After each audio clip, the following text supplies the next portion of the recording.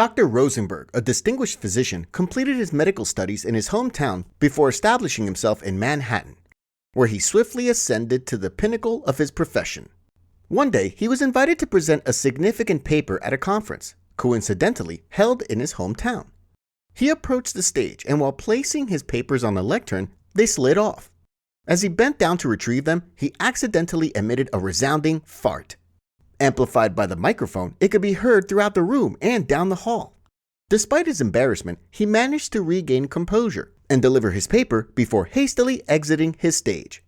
He then returned to Manhattan, vowing never to return. Years later, when his elderly mother fell ill, Dr. Rosenberg reluctantly returned to his hometown. Checking into a hotel under the alias Smith and arriving in the cover of darkness, the desk clerk inquired, "Is this your first visit to our city, Mr. Smith?" Dr. Rosenberg replied, "Well, young man, no, it isn't. I grew up here, but moved away after receiving my education."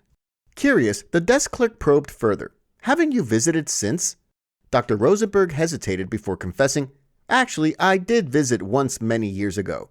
But an embarrassing thing happened, and since then, I've been too ashamed to return."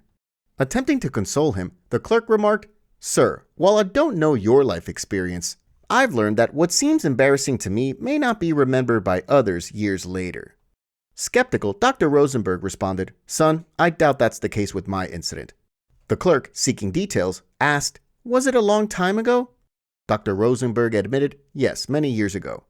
Still curious, the clerk asked, "Was it before the Rosenberg fart?"